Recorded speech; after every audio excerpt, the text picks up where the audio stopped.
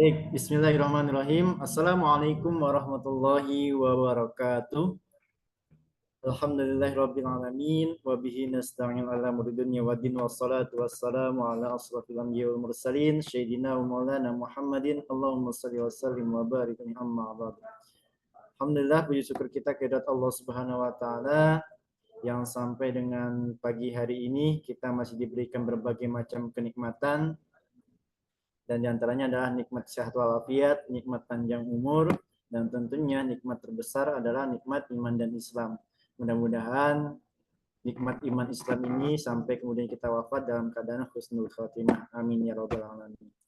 Salawat dan salam kita aturkan juga kepada junjungan kita baginda Nabi Muhammad sallallahu alaihi wasallam yang senantiasa kita sampaikan salam dan salamnya, yang senantiasa kita rindukan kehadirannya, dan juga kita harapkan syafaatnya kelak di yaumil kiamah. Mudah-mudahan kita semua Bapak Ibu sekalian yang hadir di Zoom pada kesempatan pagi kali ini, mudah-mudahan kelak di yaumil kiamah kita mendapatkan syafaat dari beliau dan juga mendapatkan surganya Allah Subhanahu wa taala bertetangga dengan Rasulullah sallallahu alaihi wasallam. Amin ya rabbal alamin.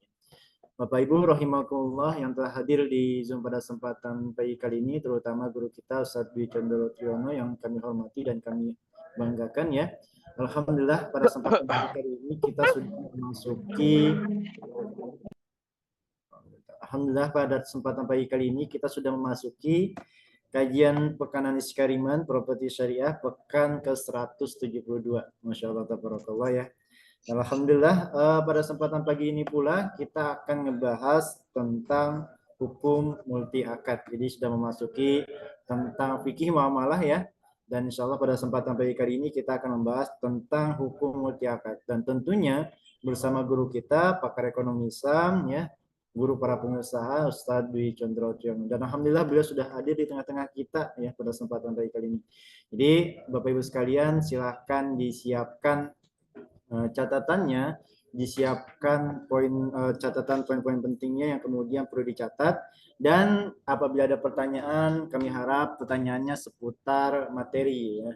Jadi siapkan pertanyaan-pertanyaan nantinya seputar materi yang akan disampaikan, yaitu hukum multi akad. Jadi tidak melebar ke pertanyaan yang mana-mana dulu gitu ya. Agar apa? Agar kita bisa lebih konsen, agar pertanyaan-pertanyaan yang tertuju kepada materi itu bisa dibahas secara tuntas gitu ya. Baik, seperti itu Bapak Ibu sekalian. Jadi sekali lagi kami mengingatkan untuk bisa open cam terlebih dahulu bagi teman-teman, terutama teman-teman yang ada di project gitu ya. Silahkan open cam terlebih dahulu sebagai bentuk kehadiran. Baik, Bapak Ibu sekalian, kita buka terlebih dahulu kajian kita pada kesempatan pagi kali ini dengan bersama-sama membaca basmalah. Bismillahirrahmanirrahim. Saya izin memute semua peserta terlebih dahulu ya, agar suaranya tidak bocor, agar kemudian kita semua bisa menyimak materi ya secara utuh, secara sempurna dari guru kita Ustadz Dwi Condrojono. Dan kemudian punten mau dijadiin co-hostnya dulu ya. Kang Sarip, oh udah bisa. Baik, terima kasih. Baik, Bapak Ibu sekalian, kita langsung saja menyimak materi yang akan disampaikan langsung oleh guru kita Ustadz Dwi Condro Triyono tentang hukum multi akad ya. Maka Ustadz, selebihnya kami persilahkan. Baik, terima kasih. Assalamualaikum warahmatullahi wabarakatuh. Wabarakatuh. Alhamdulillahirabbil alamin. Wassalatu wassalamu ala asrofil anbiya'i wal mursalin. Sayyidina wa maulana Muhammadin wa ala alihi wa sahbihi ajmain amma ba'd. Bapak Ibu dan saudara-saudara sekalian yang dirahmati Allah, alhamdulillah pada kesempatan yang mulia ini kita bisa bertemu kembali untuk melanjutkan kajian muamalah kita. Alhamdulillah kita mulai masuk pembahasan yang lebih rinci ya. Walaupun masih secara global yaitu pembahasan tentang hukum multi akad. Ini merupakan kelanjutan dari pembahasan hukum akad yang kemarin sudah kita sampaikan. Baik, kita langsung masuk ke materi.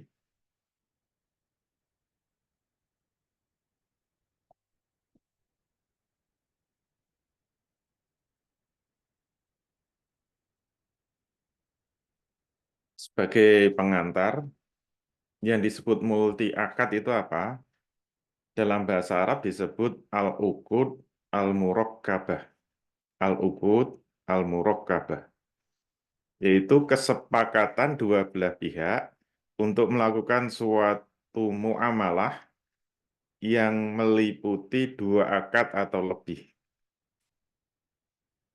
Dan hukum multi akad ini sangat populer.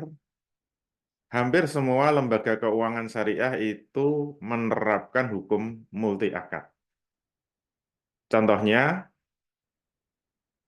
kalau kita melakukan murabahah di bank syariah, jual beli murabahah di bank syariah, itu ada multi akadnya, yaitu, oh ini kita lihat dulu satu-satu ya. Yang kedua, asuransi syariah, itu juga ada multi akadnya. Gade syariah juga ada multi akadnya. Obligasi syariah atau sukuk juga ada multi akadnya. Leasing syariah atau IMBT ya.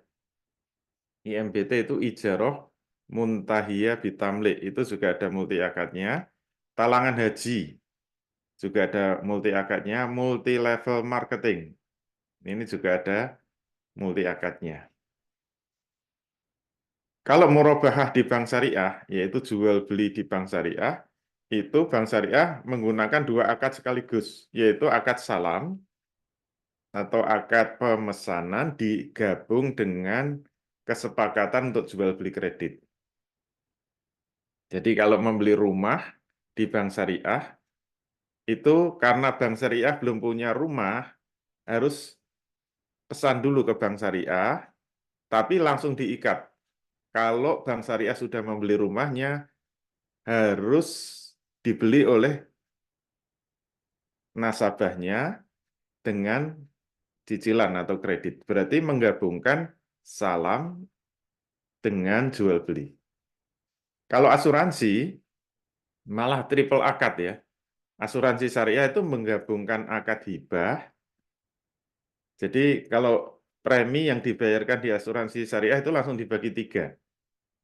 Satu untuk hibah, yaitu saling tolong-menolong, misalnya 100.000, yang 30.000 itu harus sudah diniatkan untuk saling menolong. Kalau salah satu anggota dari asuransi syariah itu ada yang kecelakaan. Kemudian yang 10%, misalnya 10.000, digunakan untuk akad ijaroh, yaitu apa?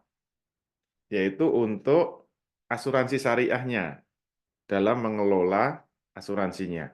Kemudian yang ketiga, yang 60% itu untuk mudorobah,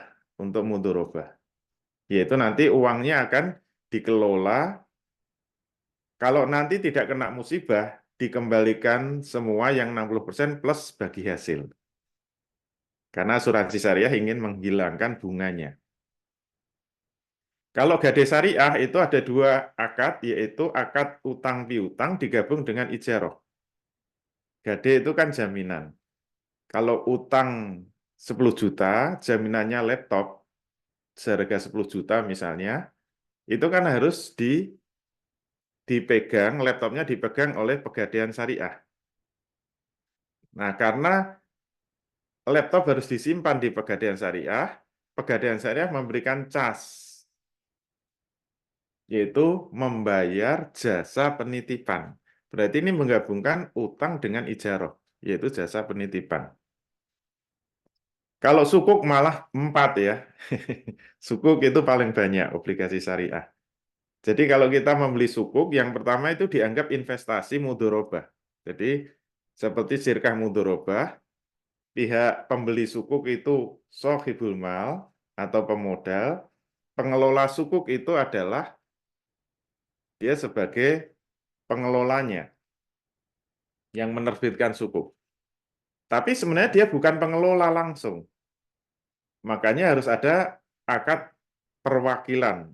Tapi dia minta fee, namanya wakalah bil ujroh.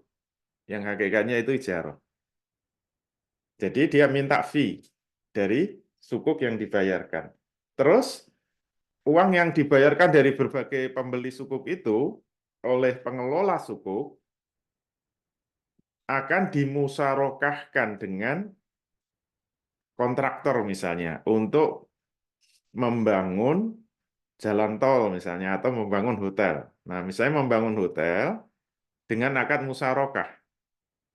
Kalau hotel sudah jadi, maka nanti hotel akan disewakan pada pengelola hotel. Misalnya Ibis Group dengan akad ijaroh. Nah, jadi kenapa disebut syariah? Karena ijaroh itu fee-nya harus pasti. Jadi menggabungkan 4 akad, mudorobah, wakalah bil ujroh, musyarakah, dan ijaroh. Wah, panjang sekali. Leasing syariah, itu hanya 2 akad, yaitu menggabungkan sewa-menyewa atau ijaroh digabung dengan jual-beli. Jadi kalau tidak lunas dianggap sewa, kalau lunas dianggap jual-beli. Talangan haji itu menggabungkan akad utang piutang dengan ijaroh. Jadi kalau mau naik haji, misalnya untuk dapat antrean haji itu harus setor 25 juta. Misalnya ya. Duitnya baru berapa 5 juta, nanti ditalangi oleh bank syariah 20 juta. Nah, status 20 juta itu adalah utang piutang. Dan tidak boleh ada ribanya, maka mengembalikannya tetap 20 juta selama 3 tahun misalnya. Terus bank dapat untung apa? Nah, dapat untung digabungkan dengan ijarah. Ijarah apa? Mendaftarkan ke Siskohat. Yang besarnya ijarah mengikuti besarnya utang dan lamanya tenor pinjaman. Itu untuk ngakali, untuk menghindari riba. Supaya tidak ada riba, diganti dengan utang piutang digabung dengan ijarah. Jasa mendaftarkan. Padahal mendaftarkan itu nggak ada biayanya. Multi level marketing itu menggabungkan angka jual beli dengan samsaroh atau makelaran. Yaitu kalau ingin jadi membership, yaitu bisa jualan dengan fasilitas misalnya diskon 50%. Syaratnya harus membeli barangnya. Mendaftar itu nanti dapat fee membership, kemudian juga dapat barangnya untuk dijual. Ini berarti menggabungkan samsaroh dengan jual beli. Padahal untuk menjadi simsar atau makelaran tidak perlu membayar dan tidak boleh membayar. Cukup berakad saja untuk menjadi makelaran. Nah, dalam MLM digabung antara jual beli dengan samsar. Itu contoh-contoh multi akad ya, yang banyak beredar di tengah-tengah kita. Terus bagaimana hukum multi akad? Ternyata ada 3 pendapat ya. Ada 3 pendapat. Yang pertama ada yang membolehkan, menghalalkan. Jadi jangan kaget kenapa lembaga keuangan syariah kok ada multi akadnya, karena menggunakan pendapat yang pertama ini.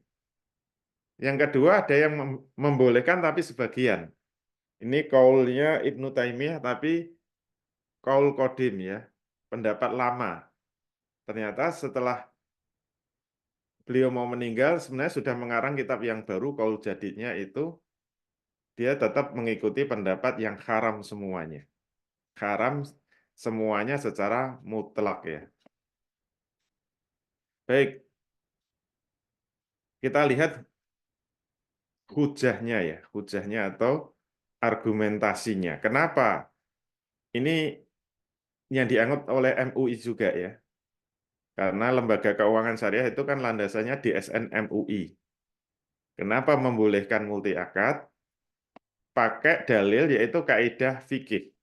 Al-aslu fil mu'amalah al-ibahah. Illa ayadulla dalilun ala tahrimiha. Hukum asal dari muamalah semuanya itu adalah boleh. Kecuali kalau ada dalil yang mengharamkan. Nah, kemudian MUI berpendapat contoh dalil yang mengharamkan muamalah itu kalau ada unsur maisir atau judi, kalau ada unsur gharar, ketidakpastian, dan riba atau bunga. Jadi selama multi akad itu tidak ada maisir, gharar, riba, maka kalau halal digabung dengan halal, hasilnya halal. Contohnya, sewa menyewa itu halal, digabungkan dengan jual beli juga halal. Maka sewa beli atau leasing itu hukumnya halal. Asal leasingnya tidak ada ribanya. Jadi menggabungkan akad sewa menyewa dengan jual beli itu jatuhnya halal. Yang kedua, yang membolehkan sebagian, ini pendapat lamanya Ibnu Taimiyah berdasarkan hadis. Nahani Rasulullah Shallallahu Alaihi Wasallam an arba'i khisalin fil bai'i an salafin wa bai'in. Ini kita potong ya hadisnya. Nabi melarangku 4 macam jual beli, yaitu menggabungkan salaf dan jual beli. Salaf memang maknanya ada 2 ya. Salaf itu bisa maknanya qard atau utang piutang, bisa salam atau pesanan. Tapi Ibnu Taimiyah mengambil salaf ini maknanya utang piutang. Berarti Rasul melarang penggabungan utang piutang dengan jual beli. Kemudian diambil mafhum mukhalafahnya.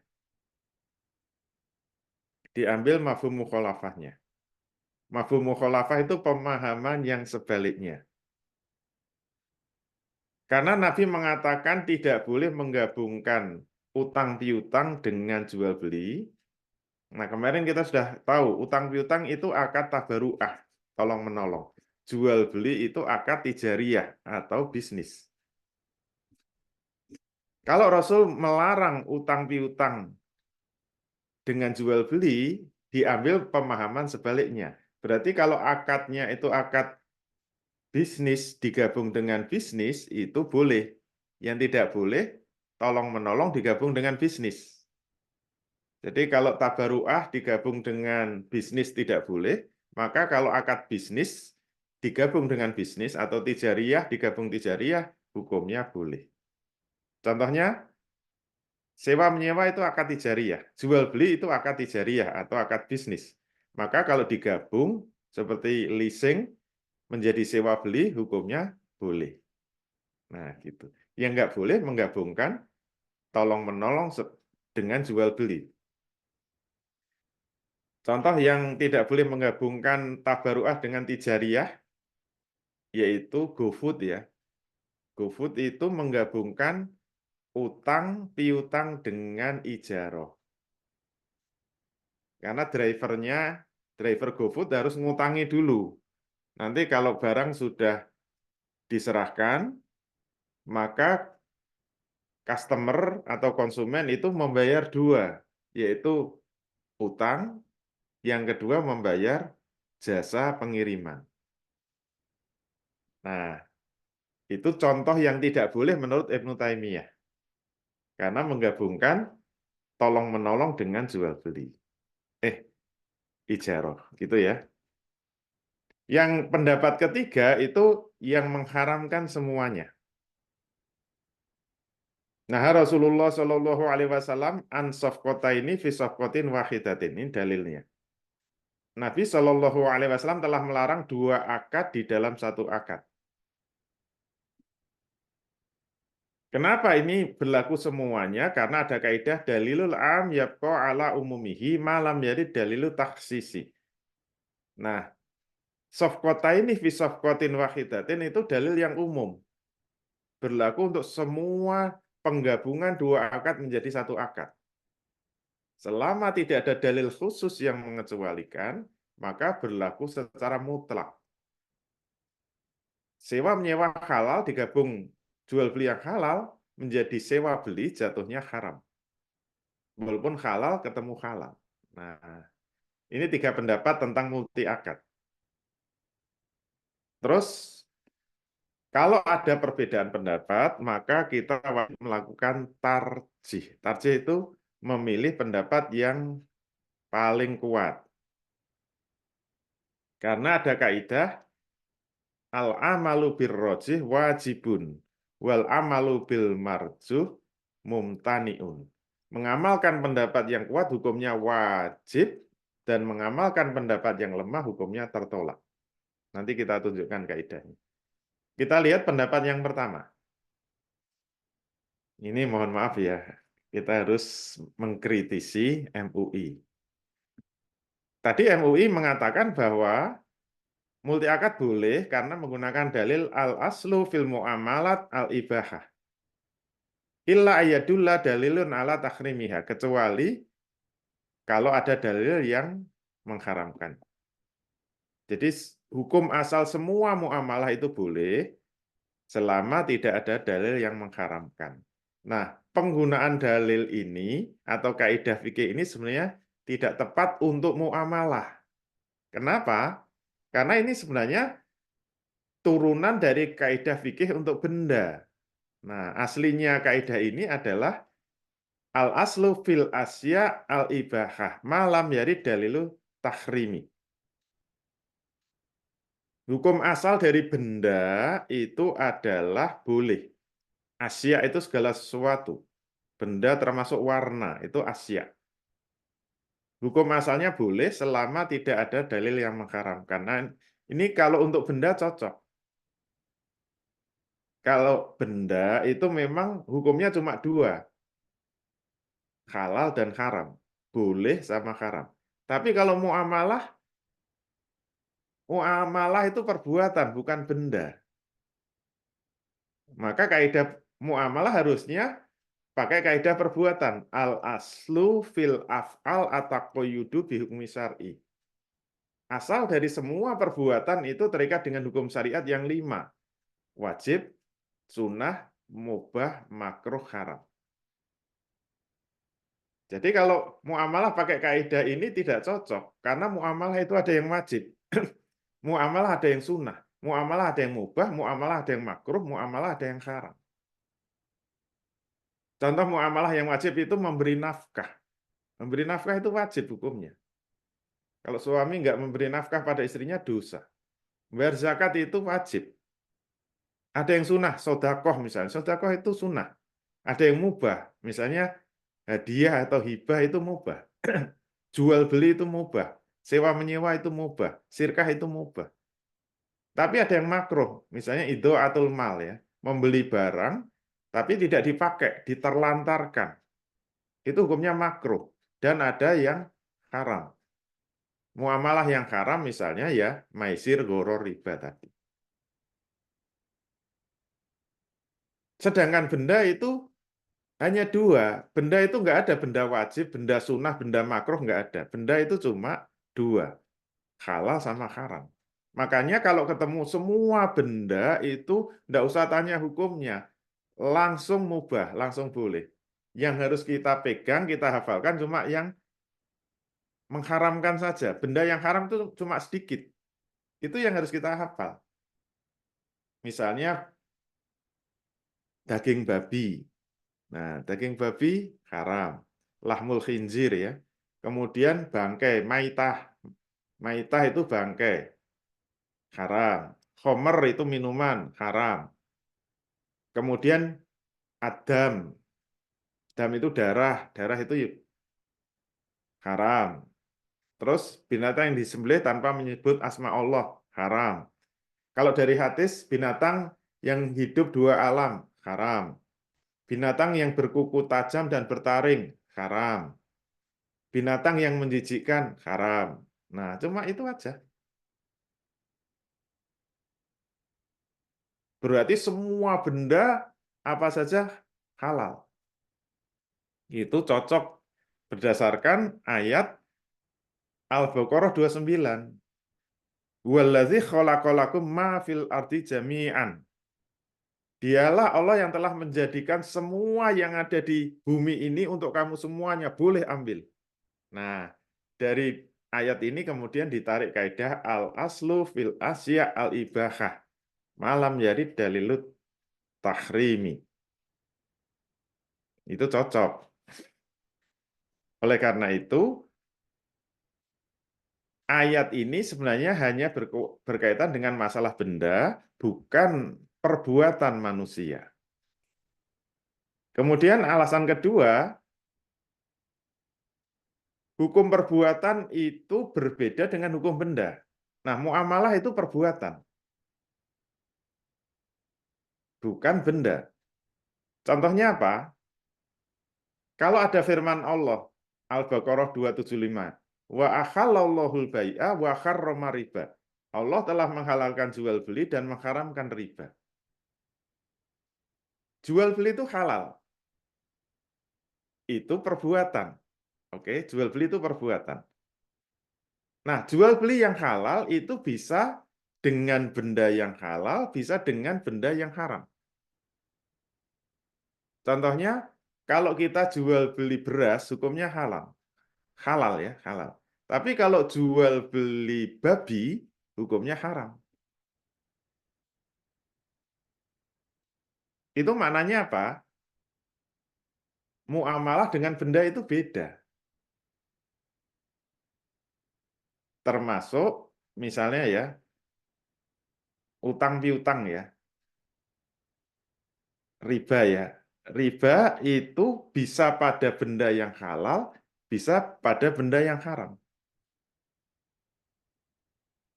Misalnya utang atau kredit mobil. Mobil itu halal.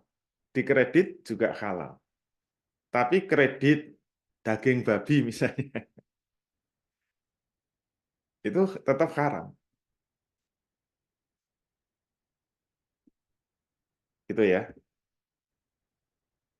Kemudian yang ketiga, alasan yang ketiga, banyak hadis yang menunjukkan para sahabat dalam urusan muamalah itu selalu tanya. Itu menunjukkan apa? Kaidah asal dari muamalah itu mubah itu tidak tepat. Buktinya, kalau memang sahabat memahami semua muamalah hukum asalnya mubah, mestinya nggak perlu tanya. Dia sudah sering melakukan. Jual beli sudah sering, sewa menyewa sudah sering. Kenapa harus nanya-nanya? Yang penting kan nggak ada maisir, goro, riba. Ternyata selalu tanya. Jadi jika hukum asal muamalah itu mubah, tentu para sahabat tidak akan langsung beramal dalam muamalah. Tanpa harus tanya dulu. Contohnya apa? Nah, ini hadis lengkapnya ya. An Hakimin bin Hisam radhiyallahu annahu qol. Qultu ya Rasulullah, ini astari buyu'an. Fama yaqillu li minha wa ma yukharrimu 'alaiha. Jadi sahabat Hakim bin Hisam radhiyallahu an dia pernah bertanya pada Rasul, wahai Rasul, saya sudah biasa melakukan jual beli. Sudah biasa. Minta petunjuknya, mana-mana yang boleh, mana-mana yang enggak. Tetap nanya. Untung tanya ya, ternyata dalam jual beli itu masih ada aturan-aturan yang harus difahami. Apa jawab Nabi? Qala, kata Nabi, faidza staroita bai'an fala tabi'hu hatta takbidu. Kalau kamu membeli barang, membeli suatu barang, jangan kamu jual lagi sebelum barang itu kamu terima. Makbud. Jadi kalau kita membeli barang langsung dijual tanpa makbud, namanya dropshipping. Nah, dari sini kita paham, dropshipping ternyata haram. Untung nanya. Sahabat selalu nanya, berarti kalau sahabat selalu nanya ketika mau bermuamalah, berarti kaidah al-aslu fil muamalah al-ibahah itu tidak tepat untuk muamalah, hanya tepat untuk benda. Oke. Tarjih pendapat dua. Hadis nahani Rasulullah Shallallahu Alaihi Wasallam an arba'in khisalin, yaitu fil bai'i wa an salafin wa bai'in. Fil bai'i. Yaitu apa? An salafin wa bai'in.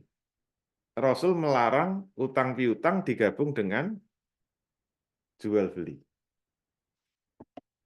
Nah, kalau ini diambil mafhum mukhalafahnya, pemahaman yang sebaliknya itu menurut kaidah usul fikih tidak tepat. Karena apa? Mafhum tidak boleh tabrakan dengan mantuk. Kalau bahasa Indonesia mafhum itu makna tersirat, kalau mafhum mantuk itu makna tersurat. Kalau ada dalil yang sudah ada makna tersuratnya, maka pengambilan mafhum itu tidak boleh. Bingung ya kalau nggak belajar usul fikih.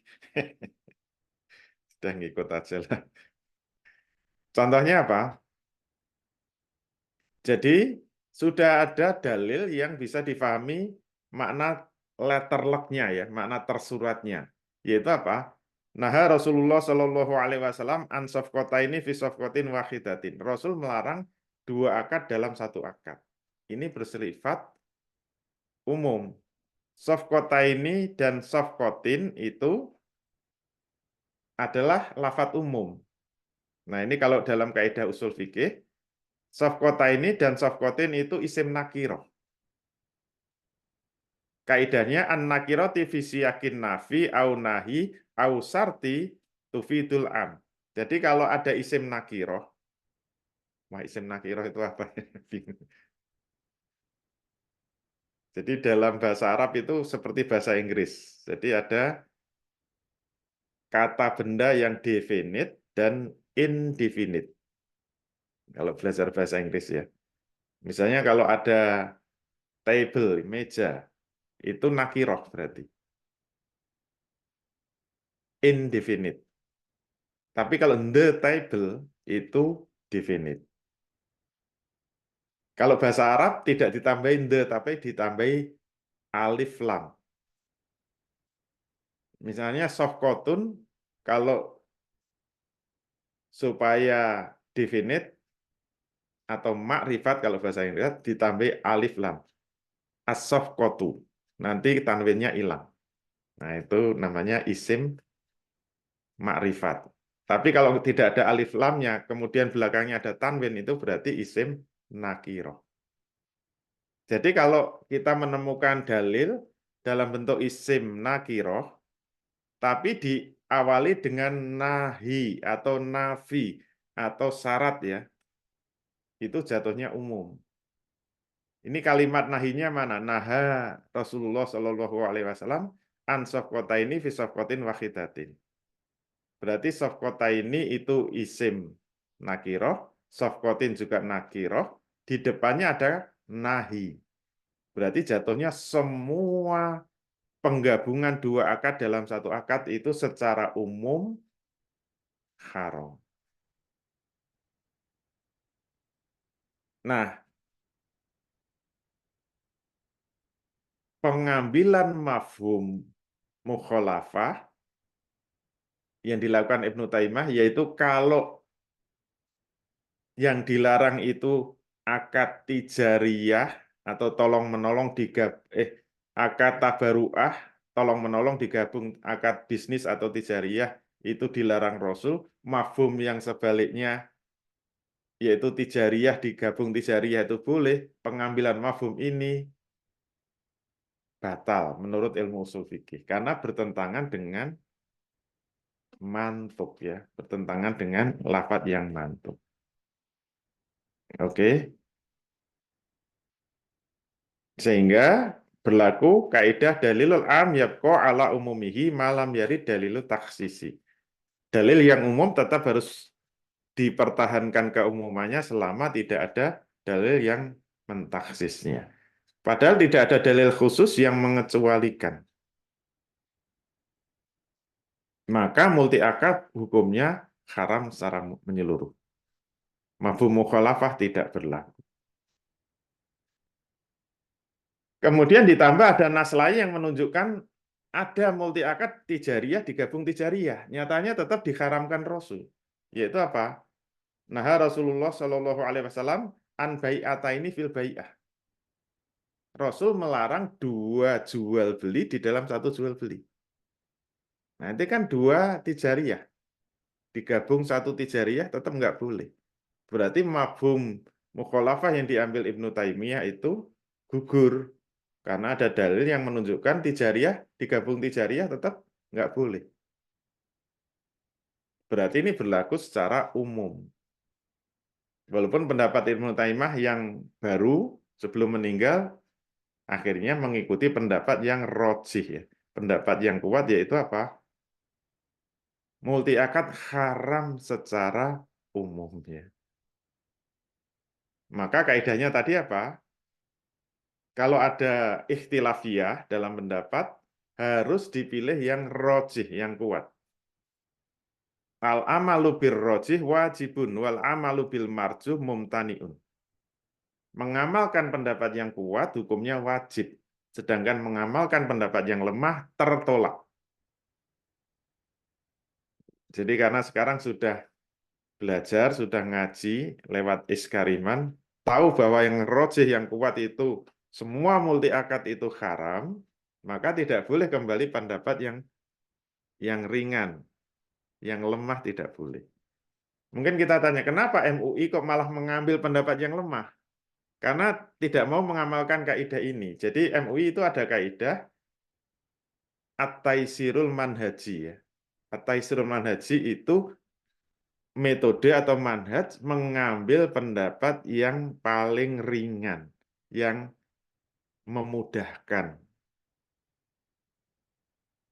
Nah ini setahu saya ya, karena saya pernah di MUI, ini yang meletakkan kaidah ini adalah Bapak Ma'ruf Amin waktu jadi Ketua Umum MUI. Jadi prinsip fatwa MUI itu at-taisirul manhaji. Kalau ada perbedaan pendapat, yang dipilih yang mana? Yang paling ringan, yang paling mudah, yang paling bisa diamalkan. Bukan mencari pendapat yang kuat. Kalau jumhur ulama, semua ulama mazhab itu pakai kaidah ini. Termasuk Imam Syafi'i yang kita kutip ini, al-amalu birrojih wajibun, wal amalu bil marjuh mumtaniun. Mengamalkan pendapat yang kuat, hukumnya wajib. Mengamalkan pendapat yang lemah, hukumnya tertolak di sisi Allah. Jadi kalau ada yang kuat, kita milih yang lemah. Kenapa tertolak? Berarti kita beramal tidak didasarkan pada ilmu, tapi didasarkan pada nafsu. Carinya yang enak, yang mudah itu bukan taat kepada Allah, tapi taat kepada nafsu. Nah, sekarang kita lihat, ternyata multi akad ada 3 jenis ya. Jadi multi akad itu 3 jenis. 1, menggabungkan 2 akad di dalam 1 akad. 2, menggabungkan 2 jual beli dalam 1 jual beli. 3, menggabungkan 2 syarat dalam 1 akad. Masing-masing ada dalilnya ya. Yang menggabungkan 2 akad dalam 1 akad tadi. Nah, Rasulullah Shallallahu Alaihi Wasallam an safqataini fi safqatin wahidatin. Rasul melarang 2 akad dalam 1 akad. Contohnya apa? Nah, contohnya tadi, leasing tadi ya, menggabungkan akad sewa menyewa digabung dengan jual beli atau sewa beli. Ini contoh multi akad pertama yang haram. Contoh kedua di murabahah bank syariah. Misalnya beli rumah, beli properti di bank syariah. Itu akadnya double, yaitu akad pesan digabung dengan jual beli kredit. Nah, kalau tadi salaf diartikan pesan, langsung kena. Nah, la yahilu salafun wa bai'un. Rasul langsung mengatakan tidak halal menggabungkan akad pesan digabung dengan jual beli. La yahilu. Yang kedua, menggabungkan 2 jual beli dalam 1 jual beli. Ini harus hati-hati ya. Ini banyak di properti soalnya. Dalilnya, naha Rasulullah Shallallahu Alaihi Wasallam an bai'ataini fil bai'ah. Rasul melarang 2 jual beli dalam 1 jual beli. Contohnya apa? Menawarkan rumah harga kontan dengan harga kredit itu harganya beda. Misalnya kalau cash 300 juta. Kalau kredit 3 tahun 350 juta. Ini boleh apa enggak? Harus hati-hati ya. Jawabnya maybe yes, maybe no. Bisa boleh, bisa haram. Tergantung kabulnya.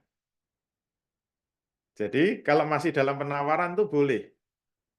Misalnya kredit, kalau cash 300 juta. Kredit setahun misalnya 320 juta, 2 tahun 350 juta, 4 tahun misalnya 400 juta. Boleh nggak? Kalau masih penawaran boleh. Tergantung kobulnya. Misalnya kalau sederhananya gini, ini buku kalau dijual cash harganya 100.000. Tapi kalau mau kredit sebulan 110.000. Kalau kredit 2 bulan 120.000. Berarti per bulan tambah 10.000. Mau nggak? Ternyata pembelinya mengatakan, ya saya mau. Itu tidak sah. Kenapa? Dia mau dengan penawaran yang masih 3 harga tadi. Nah, supaya sah bagaimana? Ini tolong diperhatikan ya. Bagi sales-sales, bagi marketing. Akadnya harus satu. Misalnya, ya saya mau beli buku kredit selama 1 bulan dengan harga 110.000. Nah, itu sah. Karena hanya pada satu akad. Jadi jawabnya harus memilih satu. Nah, contoh kedua ini hati-hati. Kalau dalam perjalanan kredit ternyata dia itu nunggak, wah bulan ini saya nggak bisa bayar. Saya minta mundur 1 bulan. Oke, nggak apa-apa. Mundur 1 bulan, tapi harganya bukan 110.000, menjadi 120.000. Nah, ini haram. Itu masuk larangan apa? Bai'ataini fil bai'ah. Itu berarti kena larangan multi akad 2 jual beli dalam 1 beli. Dalam 1 jual beli. Dan itu kena riba juga. Jadi haramnya double itu. Selain kena haramnya multi akad, kena haramnya riba. Ada hadis, man ba'a bi bai'ataini falahu aukasuhuma awir riba. Barang siapa yang berjual beli dengan 2 jual beli, maka baginya itu harga yang lebih rendah atau harga awal, atau dia telah melakukan riba. Jadi semua denda atas keterlambatan kredit, kata Nabi, itu riba. Jadi kalau mau mundur boleh, asalkan tetap pada harga yang awal. Yang disepakati kan 110.000. Kalau harus minta tunda, harus tetap 100.000. Kalau tetap dinaikkan menjadi 120.000, yang 10.000 itu riba, kata Nabi begitu. Jadi kena larangan 2 akad dan larangan riba. Yang ketiga, 2 syarat dalam 1 akad. Ini dalilnya la yahilu salafun wa bai'un wala sartoni fi bai'in. Nah, ini yang ujungnya ini. Wala sartoni fi bai'in. Menggabungkan, ini kalau semuanya kan tidak halal menggabungkan akad pesan dengan akad jual beli, dan tidak halal menggabungkan 2 syarat dalam 1 beli, 1 jual beli. Contohnya apa? Nah, ini yang sering ya. Nggak tahu itu guyonan atau tidak. Misalnya dulu ada yang menawarkan rumah. Siapa yang mau beli rumah saya, langsung mendapatkan bonus menikahi saya. Itu contoh yang nggak tahu itu candaan atau beneran. Nah, kalau contoh yang serius misalnya apa? Misalnya saya dengan Ustadz Masturi ya. Ustadz Masturi nawari saya mobil. Pak Condro, mau nggak beli mobil saya? Harganya berapa? 100 juta. Oke, saya mau. Tapi dengan syarat Ustadz Masturi harus menyewa rumah saya yang ada di Jogja. Loh, saya nggak mau, saya udah punya rumah kok. Harus nyewa di Jogja untuk apa? Saya juga nggak bisa nempati. Lah mau nggak? Kalau nggak mau, nggak jadi jual beli. Itu berarti apa? Menggabungkan 2 syarat dalam 1 jual beli. Jadi akad jual beli dikaitkan dengan syarat apa? Sewa menyewa rumah. Nah, contoh lain apa? Yang tadi ya, MLM tadi. Atau biasa dalam keagenan ya, keagen reseller misalnya. Siapa yang mau jadi agen, silakan. Kalau mau jadi agen dapat diskon 30% dengan syarat harus membeli minimal 10 juta. Itu terjadi multi akad. Haram hukumnya. Hati-hati ya. Itu termasuk multi akad yang ketiga, yaitu menggabungkan dua syarat dalam satu jual beli. Yang terakhir, wah kalau sudah disebut yang terakhir itu biar gitu, langsung seger. Gitu. Kalau kuliah kan begitu ya. Kenapa multi akad diharamkan? Ini bayanul waqi' ya. Menurut perhitungan akal. Kenapa sih multi akad kok diharamkan? Ada 3 dampak ya. Multi akad itu merusak objek akad, multi akad itu menghilangkan keridhaan akad, dan multi akad bisa menimbulkan kezoliman dari salah satu pihak. Contohnya apa? Merusak objek akad itu leasing itu, menyewakan mobil digabung 2 jual beli. Nah, kita sudah belajar ya. Akad itu kan ada 3. Al-aqidani, 2 pihak yang berakad, kemudian mahalul akad atau objek akad, dan sigot ijab kabul. Nah, nanti yang rusak itu mahalul akad, objek akad. Nanti rusak. Atau makud alaihinya. Misalnya leasing ya. Kalau kita itu membeli mobil secara leasing 5 tahun, pertanyaannya, objek akadnya apa? Mobil. Mobil itu sebenarnya statusnya milik siapa selama 5 tahun itu? Miliknya dealer atau lessor atau miliknya lesi, penyewanya? Itu saya berkali-kali kalau dalam offline saya tanya, Anda kalau leasing, itu mobil atau motor itu milik siapa? Bisa jawab enggak? Ayo. Kalau dikatakan itu miliknya, masih miliknya dealer, lessor. Sekarang cek BPKB sama STNK-nya atas nama siapa? Yang kita pegang kan STNK. STNK-nya atas nama siapa? Dealernya apa pembelinya? Udah nama pembeli.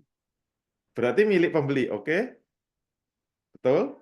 Coba nanti kalau kredit itu macet, statusnya gimana? Langsung diambil kan? Motor diambil, terus uang yang sudah dibayarkan dianggap apa? Uang sewa. Padahal kemarin sudah kita bahas kan, kalau ada pembatalan akad itu boleh. Ikolah boleh, syaratnya 2 pihak ridho, dan caranya harus seperti sebelum akad. Yaitu barang harus dikembalikan, uang harus dikembalikan semuanya. Hati-hati loh kalau mau membatalkan akad. Jadi kalau leasing itu batal, kalau memang itu jual beli, bukan sewa menyewa ya. Kalau memang itu sudah dibeli, maka kalau pembatalan tidak boleh langsung disita. Duitnya nggak dikembalikan, itu dianggap sewa kan berarti. Kalau mau membatalkan, asal saling ridho, motor kembalikan ke dealer, semua pembayaran cicilan harus dikembalikan semuanya. Berarti itu motornya siapa? Kalau langsung disita, nggak dikembalikan, itu dianggap motornya dealer. Makanya BPKB-nya kan ditahan. Berarti miliknya dealer. Betul? Coba kalau pas bayar pajak, siapa yang bayar pajak?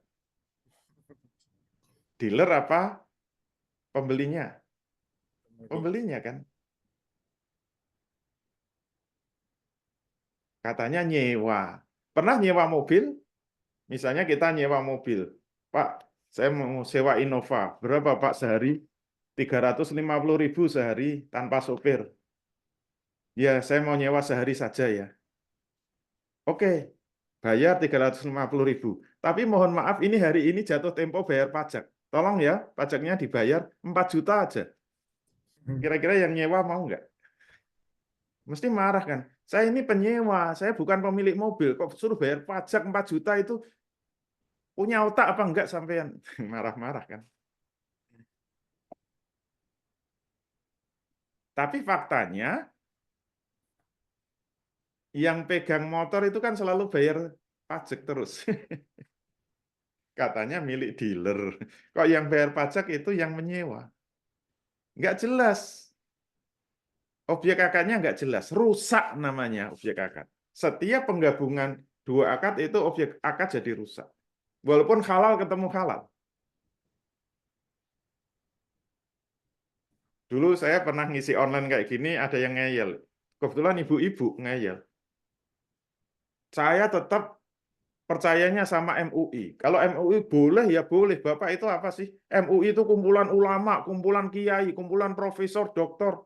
Bapak itu orang kemarin sore gelarnya aja nggak jelas. Ada MAG-nya itu Magister Alam Goib. Misalnya, terus saya tambah. Dia marah-marah gitu. Saya tetap percayanya sama MUI. Kalau halal digabung dengan halal, jatuhnya halal. Mana ada halal campur halal kok jadi haram. Itu kalau dijelaskan pakai dalil nggak mempan, kasih contoh aja yang sederhana. Ibu, sekarang saya tanya, hukum menikah itu halal apa haram? Halal. Halal, oke. Sekarang hukum ijarah, sewa menyewa, halal apa haram? Halal kan? Sewa itu halal, jasa atau sewa itu halal, menikah itu halal. Coba digabungkan. Ibu mau nggak dinikahi sekaligus sewa? Apa bedanya nikah sama sewa? Nikah itu tidak boleh ada batas waktu. Kalau sewa harus ada batas waktu. Kita nggak boleh nyewa rumah sampai kapan? Sampai saya bosen. Nggak boleh, nggak sah itu sewa menyewanya. Sewa menyewa harus ada batas waktunya. Ibu mau dinikahi, tapi hanya sehari saja. Maharnya 1 juta. Mau? Nikah halal, sewa menyewa halal. Digabung jadi apa? Kawin kontrak. Oke. Kalau mau, boleh semalam. Ternyata dia, oh nggak mau, marah-marah. Saya sudah punya suami. Iya, itu namanya halal, digabung halal, jatuhnya haram. Oh iya, baru paham. Pokoknya kalau contoh nikah itu langsung paham. Yang kedua, menghilangkan keridoan. Menghilangkan keridoan contohnya apa? Nah, ini yang belum tadi. Kalau penggabungan sewa menyewa dengan jual beli itu setelah akad mobilnya itu karena setiap akad kan ada muktadul akad, konsekuensi akad. Ini sudah kita jelaskan minggu kemarin. Sewa menyewa itu hanya memindahkan manfaat. Sedangkan jual beli memindahkan kepemilikan. Kalau digabung nggak jelas itu. Mobil ini disewa atau dibeli. Kayak perempuan tadi, nikah digabung sewa. Perempuannya bingung. Pas nyuci di dapur, tanya, Mas, saya ini nyuci di dapur, ini akadnya istri, akadnya nikah, atau saya jadi pembantu rumah tangga, disewa tenaganya. Bingung kan? Nanti ngelayani di kasur. Mas, saya ini istri apa pelacur? Gak jelas. Oke, itu tadi ya. Yang kedua, menghilangkan keridoan. Contohnya apa? Tadi, Ustadz Masturi menjual mobil ke saya 100 juta. Syaratnya apa? Harus mau sewa rumah saya. 10 juta aja setahun.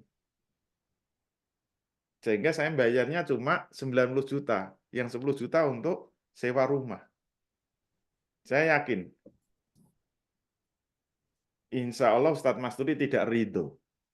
Ridhonya hanya pada jual beli, tapi sewanya kan tidak ridho. Terpaksa mau. Padahal semua akad yang terpaksa itu tidak sah. Kan syarat, nanti kita bahas, kan kemarin sudah ada spillnya ya. Syarat al-aqidani harus mukhtar, bebas memilih, tidak boleh ada paksa.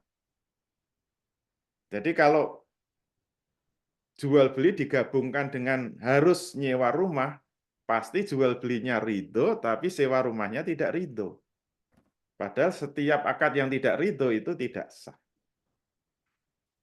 Yang ketiga, menzolimi salah satu pihak. Contohnya tadi apa?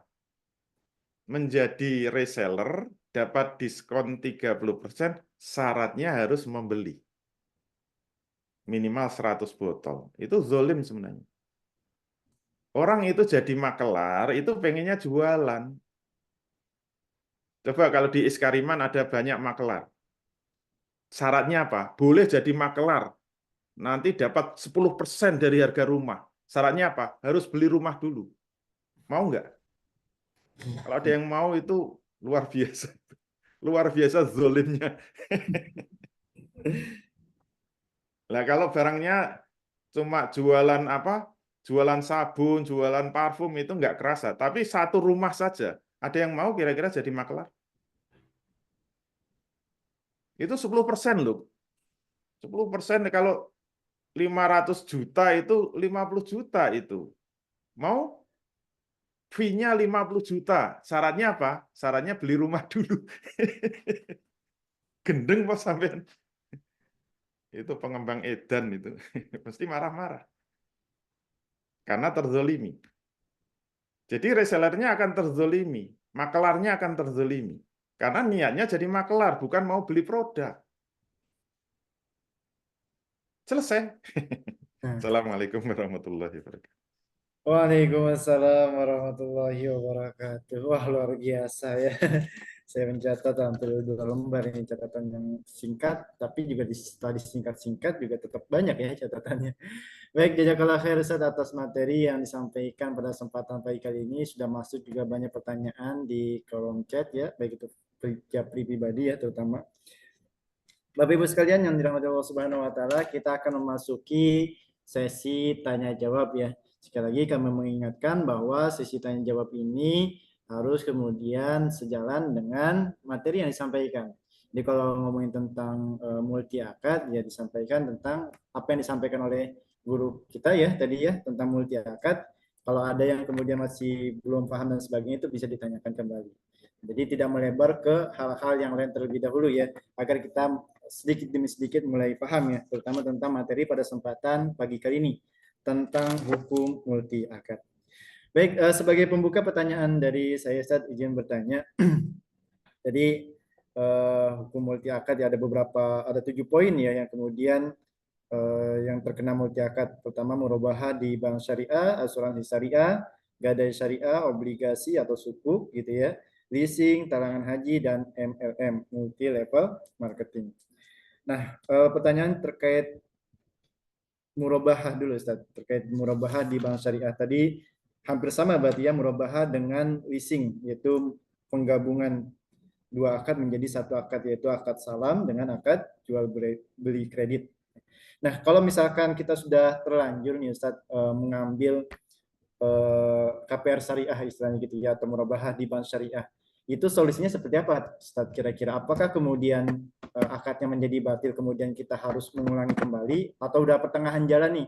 Tadinya kredit kita udah harusnya 20 tahun udah jalan 10 tahun. Nah, ini kira-kira solusinya apa nih Ustaz? Kira-kira kalau sudah mengambil KPR di bank syariah atau murabahah tadi yang terjadi multi akad. Ya, kalau kemarin sudah dibahas ya, kalau akad mengandung keharaman jatuhnya batal ya, jatuhnya batal. Solusinya akadnya harus diulangi lagi. Akadnya harus diulangi. Cuma banknya mau enggak ya bank syariahnya gitu. Kalau sesuai teori yang kemarin, semua akad yang batal harus diulangi. Kalau nggak mau diulangi ya banyak bertaubat saja. Terserah Allah diampuni atau tidak. Kalau kembali kepada teorinya, setiap akad yang batal harus diulangi. dengan satu akad saja, gitu ya. Baik, Ustaz. Jazakallah khair Ustaz atas berarti kan teman-teman nih yang masih terikat gitu ya atau kesandung dengan asuransi syariah, asuransi murabahah di bank syariah atau KPR syariah gitu ya, itu akadnya adalah batal dan kemudian memang harus diulangi gitu ya. Terutama tadi disampaikan juga terjadi multi akad. Di hukum multi akad tadi ada 3 pendapat, ada pendapat yang membolehkan, ada yang membolehkan sebagian, tapi juga yang terakhir adalah pendapat yang mengharamkan semuanya. Dan ternyata pendapat yang paling rajih adalah pendapat yang paling kuat adalah jumhur ulama gitu ya, yaitu pendapat ketiga, pendapat yang mengharamkan multi akad secara keseluruhan. Tadi dalilnya sudah disampaikan, luar biasa ya, panjang kali lebar ya teman-teman sekalian. Saya tentang satu lagi tentang gadai ya. Gadai, misalkan kita gadai ke teman sendiri Ustaz.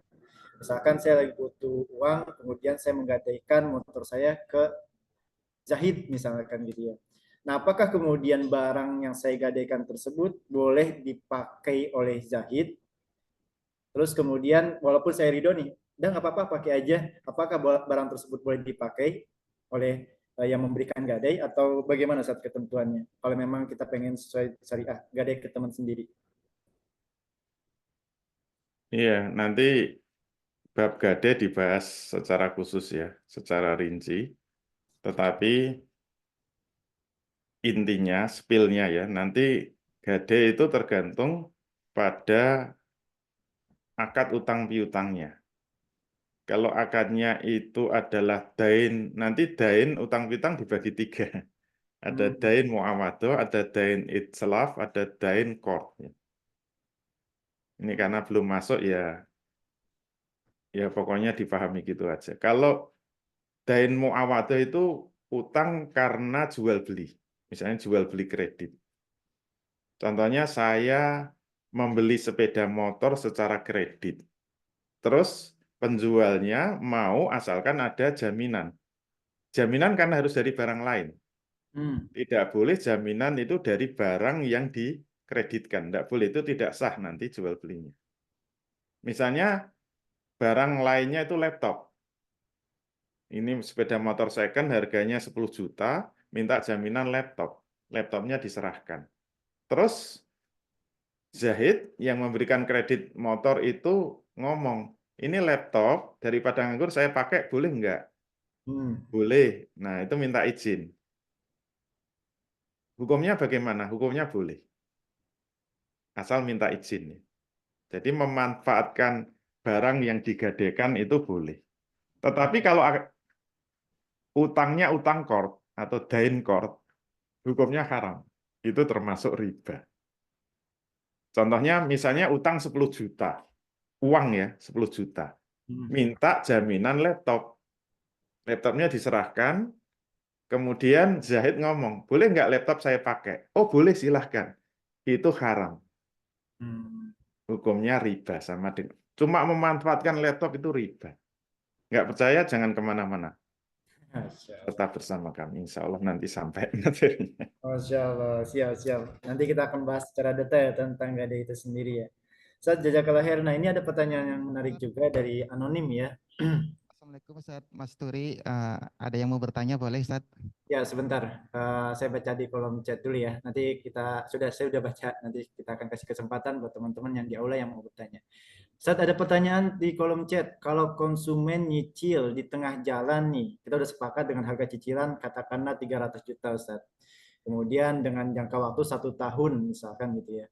Kemudian 6 bulan sudah nyicil, tapi di tengah jalan agak macet gitu ya.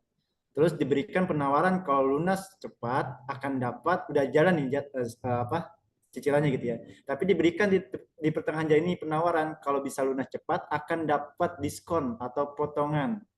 Nah, apakah itu termasuk boleh atau tidak atau termasuk multi akad atau tidak Ustaz? Iya. Jadi kalau ada kemacetan, itu kreditnya benar ya, kredit jual beli. Kalau macet tengah jalan diberi janji, kalau bisa lebih cepat ada diskon.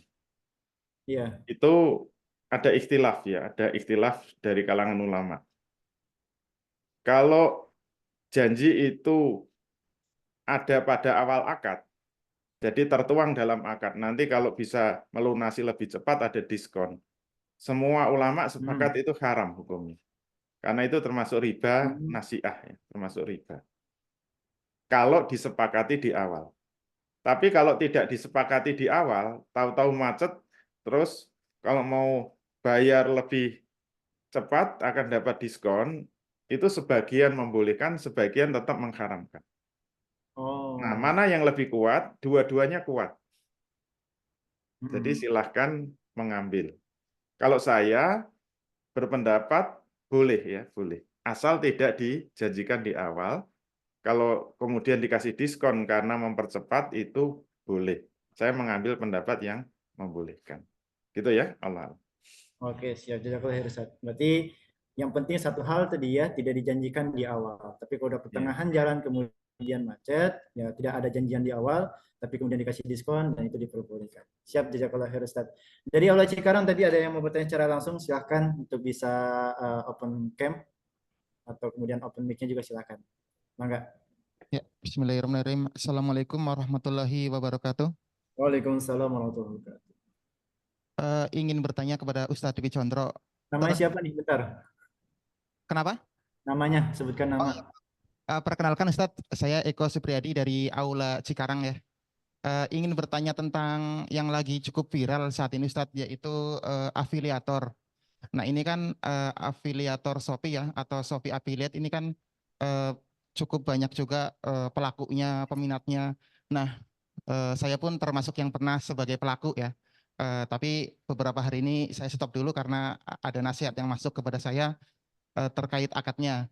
Nah, sepengetahuan saya tadinya, affiliate Shopee ini kan seperti samsaroh ya Ustadz ya, seperti kita marketing freelance gitu kan. Nah, tetapi ternyata ada masukan bahwa itu adalah akadnya jualah ya, bukan lagi samsaroh. Nah, mohon penjelasannya dari Ustadz Dwi Condro terkait Shopee affiliate ini, apakah memang jualah bukan samsaroh, dan akad turunannya seperti fee-nya, upahnya, akad jualah itu apakah mutlak berbeda dengan samsaroh ataukah bisa sama ya? Itu aja sih Ustaz. Mohon penjelasannya. Wassalamualaikum warahmatullahi wabarakatuh. Waalaikumsalam. Waalaikumsalam warahmatullahi wabarakatuh. Siap. Ya, ini memang belum dibahas, tapi insya Allah nanti masuk ya. Spill-nya saja. Jadi afiliator itu masuknya jualah, betul jualah. Apakah jualah dengan samsara itu beda? Ya jelas beda. Karena jualah itu harus kalau samsara harus dengan akad antara penjual dengan makelarnya. Tapi kalau jualah tidak perlu akad. Beda yang kedua, samsaroh itu harus, samsaroh boleh prosentase, boleh dengan fee yang pasti. Kalau jualah tidak boleh prosentase, harus dengan fee yang pasti. Kecuali prosentasenya itu dari harga yang pasti, itu boleh.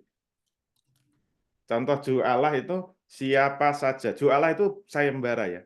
Siapa saja yang bisa menjual buku saya seharga 100.000 akan mendapat 10%. Maksudnya 10.000. Itu masih boleh. Jadi bedanya seperti itu. Kesimpulannya menjadi afiliator di Shopee masih boleh. Nanti yang bermasalah yang jualan di Shopee itu malah nanti bermasalah. Insya Allah tidak boleh. Jadi bisa saja dua pihak itu yang satu halal, tapi pihak yang kedua haram. Bisa. Karena kemarin sudah kita bahas kan. Prinsip-prinsip akad itu, akad muamalah seperti itu. Tapi ini spill dulu ya, nanti insya Allah ada pembahasan samsaroh dan jual. Gitu ya, Allah. Baik, jazakallah khair Ustaz atas jawabannya. Jadi nanti insya Allah akan dibahas ya terkait afiliasi ya atau afiliator ya. Terutama tadi akad jualah dan juga akad samsarah ya teman-teman sekalian. Baik, kita lanjut ke pertanyaan selanjutnya. Terus mana ya? Tadi oh ya terkait dengan agen nih saat ini. Jadi banyak sekali nih yang ingin menjadi agen dan sebagainya ketentuan. Kan ini di tengah-tengah masyarakat banyak sekali yang kemudian kalau mau menjadi agen harus beli produk dengan minimal sekian atau kemudian nanti akan dapat diskon sekian. Berarti kan tadi sudah jelaskan ya bahwa itu tidak diperbolehkan karena ya ada salah satu pihak yang terzolimi. Terus apa ya tadi pertanyaannya? Nah, kalau misalkan seperti ini, Tad. Kalau misalkan dia sebagai agen atau reseller gitu ya, memasarkan suatu barang milik A, tapi ada ketentuan dari si A, kamu nggak boleh kemudian menjual kembali barang ini di bawah harga pasar. Nah, apakah itu diperbolehkan atau akadnya batil, Ustaz? Jadi saya pengen jadi reseller, saya beli dengan harga reseller gitu ya. Kemudian harusnya kan barang sudah milik saya. Apakah kemudian ada ketentuan syarat dari perusahaan tersebut tidak boleh menjual barang di bawah sekian gitu ya? Apakah itu diperbolehkan atau bagaimana, Ustaz? Kira-kira akad tersebut? Iya. Jadi ketentuannya kalau agen sudah membeli barang, itu maknanya barang sudah berpindah milik. Nah, besok kalau sudah masuk pembahasan jual beli, muktadul akad dari jual beli itu pemindahan kepemilikan. Sehingga pembeli berhak mentasarufkan barangnya menurut kehendaknya. Kalau penjual memberi syarat, barang yang sudah dibeli nanti kalau dijual lagi tidak boleh di bawah harga perusahaan, itu jual beli fasad. Bukan batal ya, fasad. Walaupun fasad itu juga tidak sah. Gitu ya. Tapi kalau agen itu hanya maklaran itu cirinya apa? Kan tidak suruh beli dulu. Tugasnya hanya menjualkan. Kalau perusahaan itu mengharuskan tidak boleh harga itu dinaikkan atau diturunkan, harganya harus gini, ini harus ditaati. Jadi kalau statusnya maklar itu boleh harga diseragamkan. Tapi kalau sudah dibeli, kalau diseragamkan itu tidak boleh. Haram hukumnya. Tapi kalau hanya himbauan itu boleh, himbauan boleh. Gitu ya, Allah. Baik, jazakallah khair Ustaz atas jawabannya. Apa ya, tadi banyak pertanyaan tapi masih belum sesuai dengan materi yang disampaikan ya, hukum multi akad ya. Tentang banyaknya jual beli nih Ustaz nih. Boleh mungkin satu Ustaz ya tentang jual beli. Udah pengen ngebut Ya. tentang jual beli. Tentang misalkan kita individu Ustaz. Atau mungkin ada suatu perusahaan yang kemudian dia sebagai pengembang misalkan gitu ya, ini pertanyaannya. Saya baca di kolom chat. Jadi dia sudah memasarkan, tetapi tanahnya tersebut gitu ya, dia memasarkan tanah, tapi tanahnya tersebut belum lunas. Tapi sudah terjadi akad jual beli gitu ya, misalkan ya ada terminnya dan sebagainya. Tetapi akad udah dipasarkan ke teman-teman atau rekan-rekan yang lainnya. Apakah itu diperbolehkan atau seperti apa, Ustaz? Apakah memang harus lunas dulu baru diperbolehkan untuk menjual atau seperti apa, Ustaz kira-kira? Iya, kemarin sudah kita jelaskan ya ketika membahas hukum akad. Jadi sah tidaknya akad itu setelah ijab kabul. Jadi yang paling penting yang dia harus dipegang itu ijab kabulnya. Begitu terjadi ijab kabul, maka objek akad langsung berubah status hukum. Kan definisi akad semoga masih ingat ya. Irtibatu ijabin biqabulin ala wajhi masru'in yazaru asarahu fi mahallihi. Jadi akad itu apa? Ikatan ijab dan kabul yang sesuai dengan hukum syariat yang akan menimbulkan perubahan status objek akad. Akan menimbulkan konsekuensi berubahnya objek akad. Berarti kalau sudah terjadi akad jual beli, hati-hati, objek akad langsung berpindah milik. Kalau masih ada kata-kata, ini kalau belum lunas, tidak boleh dijual lagi, itu fasad. Tidak sah akadnya, tapi fasad. Jadi muamalah dua belah pihak harus paham. Lah kalau memang tidak mau mengkreditkan, ya jangan kreditkan. Tapi kalau akadnya jual beli kredit, setelah akad itu sudah berpindah milik. Jadi walaupun belum lunas, itu sudah boleh dijual karena itu miliknya sudah berpindah. Mau dikasihkan ya terserah, mau dijual terserah. Mau dijual harga berapapun juga terserah, walaupun belum lunas. Itu kalau aslinya hukum syariat gitu ya. Baik, Ustaz. Insya Allah nanti jual beli akan dibahas lebih dalam. Siap, insya Allah. Jadi kembali ke statusnya. Kalau statusnya sudah berpindah, walaupun belum lunas, tetap boleh Ustaz ya dijual kembali gitu ya. Tapi kalau belum berpindah statusnya, itu yang kemudian tadi tidak diperbolehkan. Gitu ya teman-teman GSP yang tadi bertanya. Insya Allah. Tidak disebutkan namanya siapa yang bertanya ya. Baik Ustaz, jazakallah khair, ini materi yang sangat luar biasa. Jadi ini banyak sebenarnya pertanyaan-pertanyaan, tapi nanti akan dibahas secara khusus ya terkait tadi tentang apa namanya gadai dan akad-akad dan sebagainya gitu ya. Terus kemudian Bapak Ibu sekalian jangan sampai ketinggalan terkait materi-materi setiap Jumat pagi karena nanti akan lebih menarik sekali ngebahas tentang afiliasi, tentang kemudian akad samsara jualah dan sebagainya. Jadi diharapkan Bapak Ibu kita semua bisa hadir di setiap Jumat pagi kajian Pekanan Iskariman Properti Syariah semata-mata demi untuk agar kita lebih taat kepada Allah Subhanahu wa taala dengan menaati hukum atau muamalahnya gitu ya, kita dibenarkan. Ustaz, jazakallahu khair, mungkin sebagai penutup boleh closing statement-nya Ustaz sebelum nanti kita tutup. Baik, alhamdulillah. Semakin bertambah ilmunya, mungkin semakin mumet ya. Semakin pusing. Tapi jangan sampai salah niat ya. Kalau niatan kita dengan berpusing-pusing, dengan bersusah-susah, itu niatnya dalam rangka taat kepada Allah, itu insya Allah pahalanya sangat besar. Sangat besar. Jadi Allah lebih suka orang yang harus bersusah payah karena ingin mendapat ridho Allah.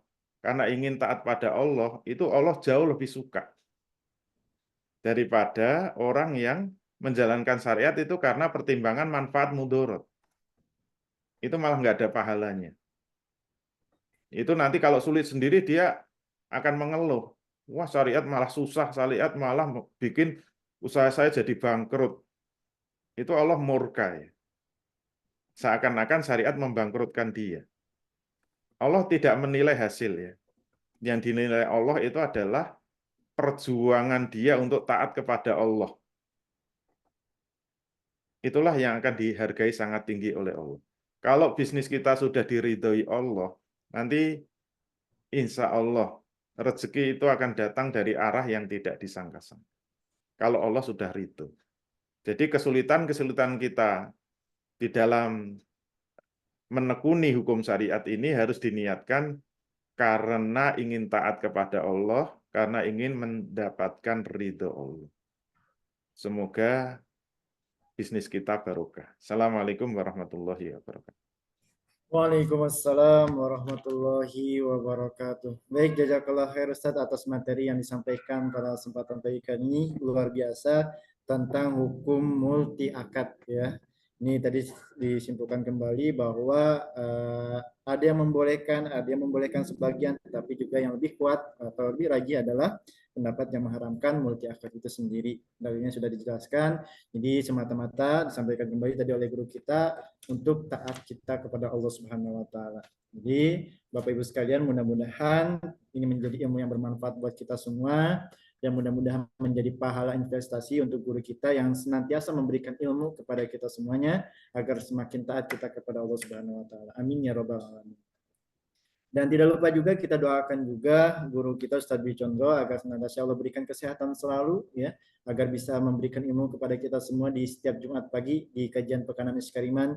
Dan kita doakan juga owner ataupun direktur dari Iskariman Properti Syariah ya Pak Haji Gun Gunawan, mudah-mudahan beliau juga diberikan kesehatan selalu agar bisa memfasilitasi kita semua gitu ya untuk bisa belajar lebih dalam tentang muamalah, tentang akidah gitu ya, semata-mata untuk taat kepada Allah Subhanahu wa taala. Jazakallahu khair guru-guru sekalian dan terima kasih banyak kepada Bapak Ibu yang telah hadir di Zoom pada kesempatan pagi kali ini. Niatkan untuk belajar, untuk semata-mata taat kepada Allah dan mudah-mudahan di pekan depan kita bisa bertemu kembali dalam keadaan sehat walafiat. Amin ya rabbal alamin.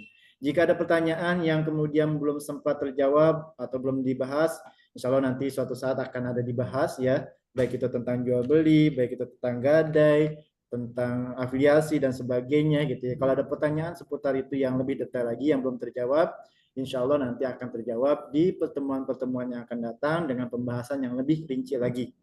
Jadi atau jika ada pertanyaan yang kemudian relate pada kesempatan pagi kali ini tapi belum sempat disampaikan, ditanyakan, dijawab, silahkan nanti disimpan dulu pertanyaannya.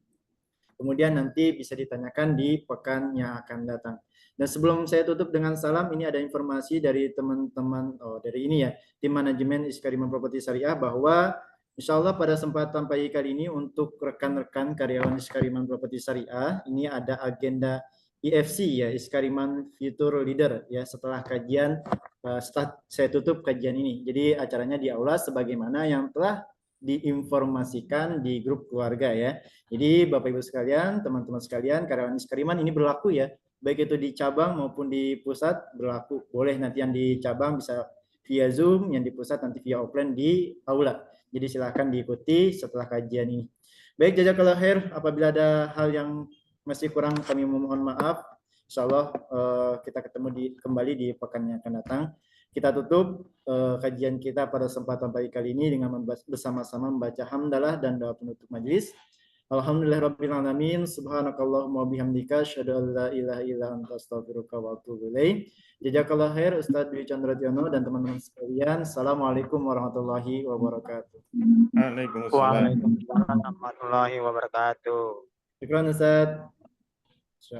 Syukran. Terima kasih teman-teman. Nanti rekan-rekannya bisa ditonton ya di YouTube Iskariman Academy. Silakan.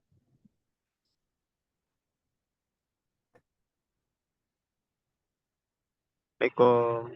Waalaikumsalam warahmatullahi wabarakatuh.